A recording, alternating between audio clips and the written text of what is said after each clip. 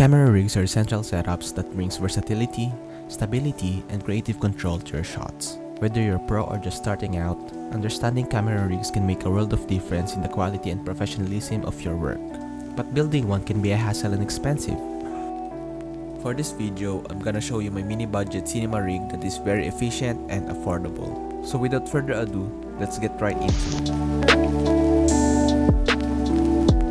A quick disclaimer is that this is not a complete build. There are parts that are only temporary and just used for the sake of the video.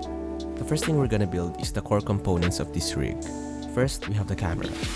This right here is the Canon EOS M with magic lantern installed on it so I can shoot raw videos.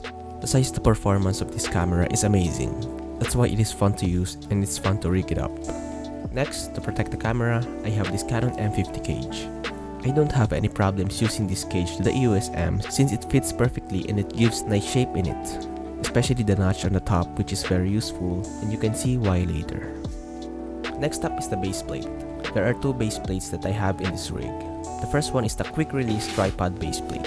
I chose this to include in this rig for the detachable base plate where I attach my main camera and the power bank holder which I got from cheap monopods. This will ease the process of releasing the camera from the main rig to be transferred to another rig or a tripod, or gimbal if necessary. It has screw locks on the side to lock the base plate on its place. I also love the spirit level included in this base plate, which is quite convenient to know if your rig is placed or seated properly straight. The second one is the small rig base plate with dual 15mm rod rail. This is actually my first base plate that I bought for my first rig project. I chose this base plate for its size and it's perfect for small rig builds for its compact design. Then I inserted this 15mm carbon fiber tube rod which can be beneficial for my side handle later on. And I think these 15mm tube rods are not true carbon fiber, that's why it's cheaper than the branded ones. For extra grip, I have this custom side handle that I've kinda invented to bring extra stability and aesthetics to my rig. To assemble this side handle, I bought this clamp mount for support rail follow focus then a handlebar holder grip which kinda looks like a foot peg. Then attach the handlebar grip to the clamp mount, then attach it to the 15mm rod on the front. Then that's it. It will give you more stability and support for your camera, and honestly, it looks cool. Next up is my top handle. This is the Yalango top handle with wooden grip design.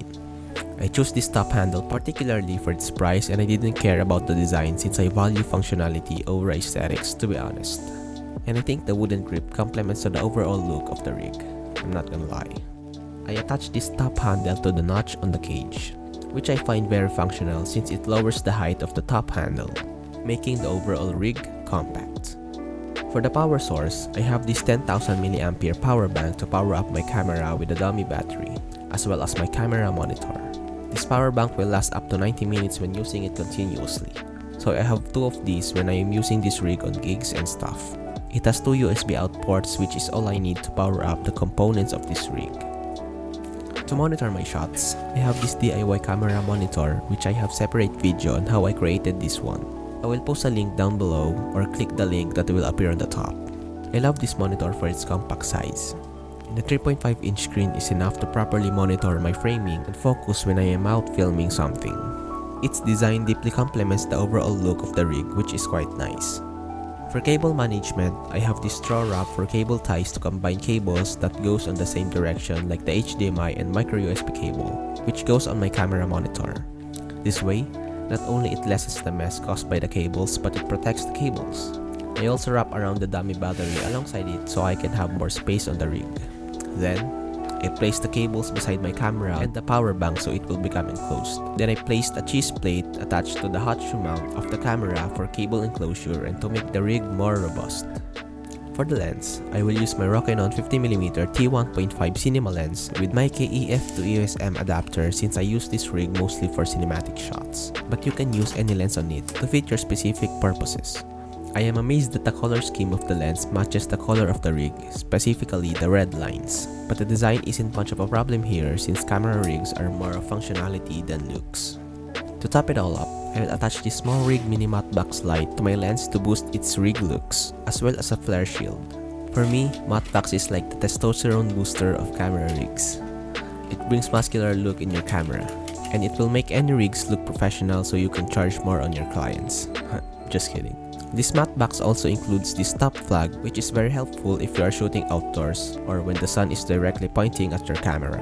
But you can also use ND filter if you want your rig to be more compact or if you are on a budget. And this is it. This rig just cost me around $132 to make, excluding the lens and the camera itself. Parts of this build is listed on the description below, so make sure to check it out. This rig build is not complete yet. There are tons of equipment here that can be replaced and better alternatives. As you can see, I don't have a microphone attached to it since I prefer to have external audio source when I am filming. And I found that more pleasing. I bought mostly of these parts because of its affordability and functionality. I tend to buy the cheapest things but has the same functionality as the expensive ones. I love assembling things in my own way, and I find this rig to be one of my art pieces that I will treasure for a very long time.